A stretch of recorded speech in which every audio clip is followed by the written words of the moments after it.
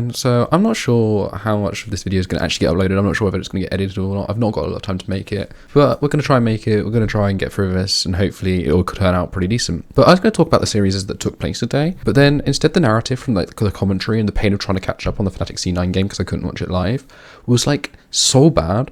It got me instead to start thinking about the Mad game and like what constitutes a throw, because they were talking so much about how Mad Lions throw. And again, I didn't get to watch the first game live, so like I was kind of interested. Oh, was it a throw? Was it not? So obviously, like when we talk about throws, like there's the standard inting, which is when you make a big mistake that basically ends your team chances of winning a game. But that is like a standard mistake, and that's not really much. That isn't so much throwing a lead; it's just making the mistake.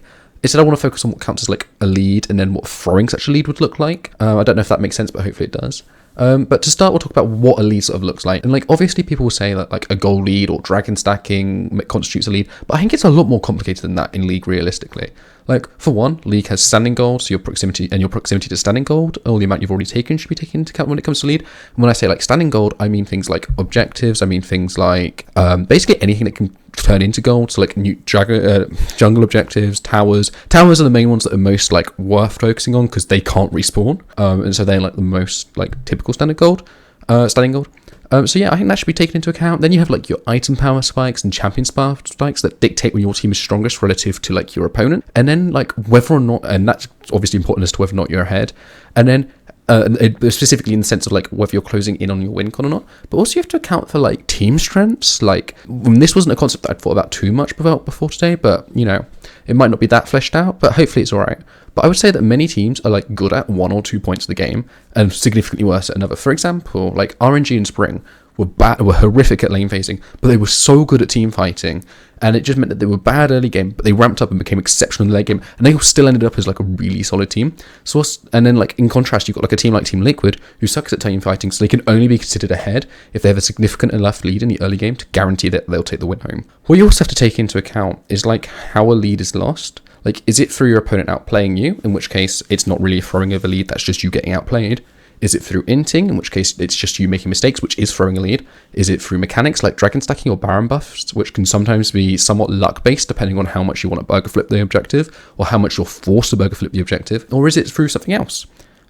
So to apply this to a real game, like did Mad Lions throw against Weibo? So the first thing to consider is like the draft, and I think that's always important to consider first whenever you talk about a game in any sense, because it's like the first point of contact as to whether like a team is doing well or doing badly, and also just the first point of contact in terms of like when the game really starts. And I would say that Weibo probably did have a better team fighting draft, but then in terms of like innate scaling, they're relatively equal, which means that as we get deeper into the game, like the greater the advantage Weibo will have, because the team fighting is what becomes more relevant, and Mad don't really have the ability to 1-3-1 into Weibo's team fighting comp. But the greater 15 minutes, right? We need to talk about 15 minutes. So at 15 minutes, you can sort of see that gold was relatively equal, but for Weibo it was all on the ADC, and it was on the mid lane for Mad. But important aspects like dragon stacking were equal, and Weibo are about to claim a Rift Herald, or were about to claim a Rift Herald at 15 minutes. They did claim the Rift Herald, but then they lost the fight. But that would suggest that roughly, because of the draft Weibo have, they maybe have like a minor advantage, but there's not too much of a difference. And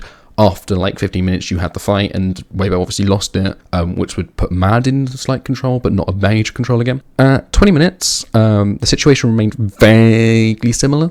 Mad had a bit of extra Drake. They had an extra Drake. They had the potential to snowball that minor lead with the standing gold on the map that Weibo didn't have, because Weibo had taken 2 towers already, but less flexibility to do so as they lacked the 2 T1s, including the more important one in mid lane. It was vaguely in Mad Lions' favour a little bit, but not a significant advantage. And then by 25 minutes, mostly thanks to the Baron fight that Weibo had lost but managed to secure the Baron for themselves, the advantage was clearly in Mad's favour. They'd managed to snowball that lead a little bit of 2k gold, and having taken a large amount of the standing gold, put themselves ahead in almost all physical senses like gold, neutral objectives, and current map control. But if they were to make a mistake or get outplayed in one fight, Weibo would suddenly have a major advantage thanks to their draft, rather than Mad, as their team fighting prowess and their 1v1 potential would allow them to collect the standing gold and stand up to Mad at neutral objectives. By 30 minutes, however, the game had completely flipped. Part of this was Mad learning not to engage on Aatrox when looking for a pick. But a significant part of this was also the comp of Weibo coming online into the sort of team fights that had been played. Oh shit! Sorry for that. That had been played throughout the game, and then Weibo won. So like, did they throw a lead? Were the casters right to say that Mad would be mentally boomed as a result of throwing such a lead and losing the game going into the next game? I'd say kinda not. Sure, they threw the lead that they created by engaging onto the Aatrox and bad positioning in team fights and bad engagement in general. However, equally, Weibo's draft was better for this type of situation, and only a 2k gold lead when your opponents have a decent amount of gold on their carries, like at 25 minutes, it was all about the gold hungry Kalista and the Aatrox versus the Sylas and the Ashe. And additionally, Mad had a hard comp to execute and a more like easy to blow up comp. It was getting into the point of the game that favoured Weibo. Weibo were better at are best when they're team fighting, whilst it's one of Mad's weaknesses. So as team fighting became more and more relevant than anything else, with the Weibo comp and strengths being favoured in this scenario, Mad on paper lead was much more minimal. Like, did Mad Lions really throw the game? I mean, it's up to you to decide. Like, obviously this is just my sort of conjecture, but I don't really think that they did. I'd be interested to hear your thoughts in the comment box down below. So feel free to drop them there. I'll see you in the next one. See ya.